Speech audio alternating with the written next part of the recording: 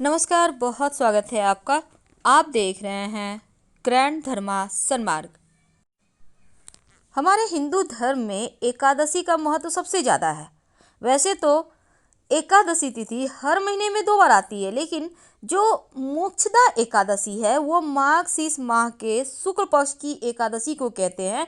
और इस एकादशी का व्रत रखने से पितृदेवों को मोक्ष की प्राप्ति होती है।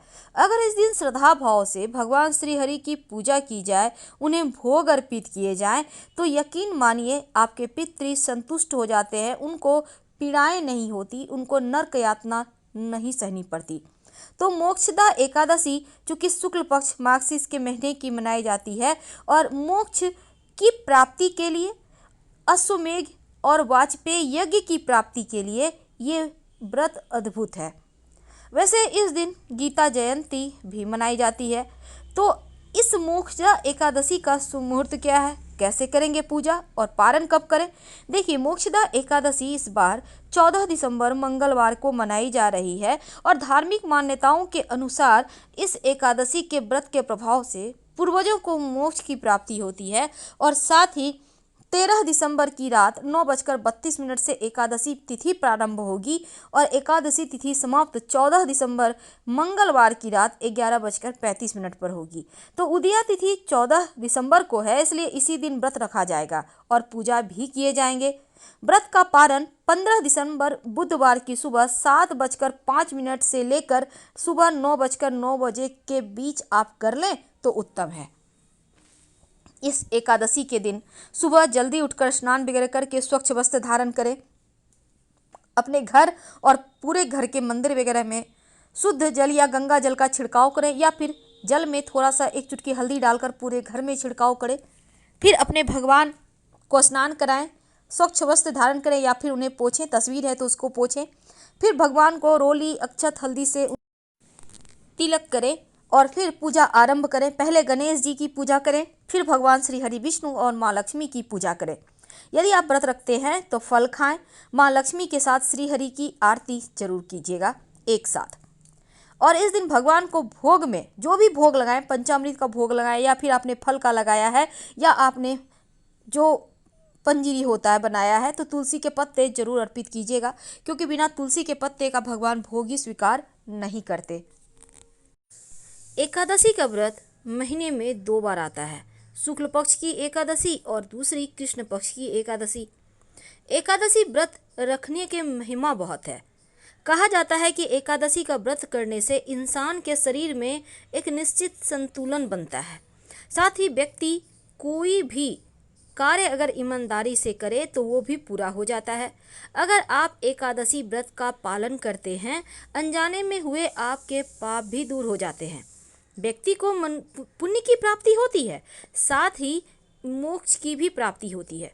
पुराणों में साल में आने वाली सभी एकादशी व्रत का विशेष महत्व कहा गया है और हर वर्ष 24 एकादशियां आती हैं। अब एकादशी ऐसी मान्यता है कि एकादशी की शुरुआत उत्पन्ना एकादशी से होती है और इसी एकादशी से एकादशी देवी उत्पन्न हुई थी। इसके बाद ही एकादशी व्रत का आरंभ हुआ। वैसे तो जो भी व्यक्ति एकादशी का व्रत रखकर भगवान श्री हरि विष्णु या विष्णु भगवान के किसी भी रूप का पूजा करता है, तो कई जन्मों के जाने अनजाने पाप से मुक्ति मिलती है।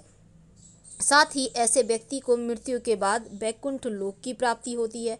लेकिन एकादशी व्रत के नियम भी हैं और इस दिन हर एकादशी व्रत के अलग अलग कथा हैं, अलग महत्व हैं और सुनने का भी विधान है। तो सभी एकादशी के लेकिन व्रत करने के नियम एक ही हैं। एकादशी व्रत का उद्यापन अगले दिन यानी द्वादशी के दिन किया जाता है। कुछ ऐसे कार्य हैं जो एकादशी के दिन नहीं करना चाहिए और कुछ ऐसे कार्य हैं जो जरूर करना चाहिए। एकादशी के दिन चावल नहीं खाना चाहिए। एकादशी के दिन बुरे और गलत बातें भी करने की मनाही है। एकादशी के दिन क्रोध ना करें, साथ ही किसी से भी मानसिक या शारीरिक रूप से लड़ाई भी ना करें। इस दिन मांस मदिरा का सेवन बिल्कुल भी ना करें। झूठ बोलने से बचें। किसी की निंदा चुगली ना करें। भगवान श्री हरि की ज़्यादा से ज़्यादा आराधना करें।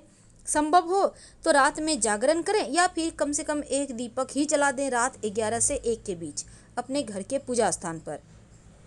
एकादशी के दिन पान और सुपारी भी नहीं खाना चाहिए, क्योंकि भगवान श्री हरि को अर्पित होता है। इसके साथ ही इस दिन आप व्रत करें या ना करें, पर भगवान श्री हरि की आराधना जरूर करें। भगवान श्री हरि की मंत्र का जप ज़्यादा से ज़्यादा करें, क्योंकि जितना ज़्यादा आप जप करेंगे मंत्र, उतना ही ज़्यादा आपके जीवन की परेशानियां समाप्त होगी, आपके जीवन के कष्ट मिटेंगे। तो एकादशी व्रत की बहुत सारी महिमा है, लेकिन पूजा पाठ भगवान श्री हरि विष्णु की ही होगी। अब देखिए, एकादशी व्रत है क्या, महत्व क्या है। पुराणों में एकादशी को हरि दिन, हरिवासर के नाम से भी जाना जाता है, और इस व्रत को वैष्णव और गैर वैष्णव दोनों ही संप्रदायों के लोग करते हैं। ऐसा कहा जाता है कि एकादशी का व्रत करना, हवन यज्ञ करना, वैदिक कर्म कांड करना, ये सभी चीज़ों से ज़्यादा आपको सिर्फ व्रत करने से पुण्य मिलते हैं। और इस व्रत को रखने की एक और मान्यता ये है कि इससे पूर्वज और पितरों को स्वर्गलोक की प्राप्ति होती है। स्कंद पुराण में भी एकादशी व्रत के महत्व के बारे में बताया गया है। जो भी व्यक्ति इस व्रत को करता है, उसके लिए एकादशी के दिन गेहूं, मसाले, सब्जियां भी नहीं खाना चाहिए। आप फल जूस लेकर खा सकते हैं, रह सकते हैं। हालांकि इस एकादशी व्रत के दिन बहुत सारे नियम हैं, तो तमाम नियमों के बारे में भी हम जानेंगे, पर इस दिन एक छोटा सा प्रयोग किया जाएगा, वो भी हम आपको बताएंगे। व्रत करने जो लोग व्रत आज कर रहे हैं, उनको कुछ चीज़ों से दूर रहना चाहिए। जैसे कि एकादशी के दिन दांत साफ करने के लिए लकड़ी का दातुन इस्तेमाल ना करें। आप नींबू, जामुन या फिर आम के पत्तों को चबा लें और फिर उंगली से कंठ साफ कर लें। वृक्ष से पत्ता भी नहीं तोड़ना चाहिए। अगर आपने व्रत किया है तो स्वयं के गिरे हुए पत्तों का इस्तेमाल करें। आप चाहें तो घर में ही आप श्रीमद् भागवत गीता का पाठ करें, 11वें अध्याय का, या फिर सुन भी सकते हैं। ओम नमो भगवते वासुदेवाय मंत्र का ज़्यादा से ज़्यादा जप करें। दान धर्म करने की भी मान्यता है। एकादशी के अगले दिन द्वादशी तिथि के दिन आपको सुबह उठकर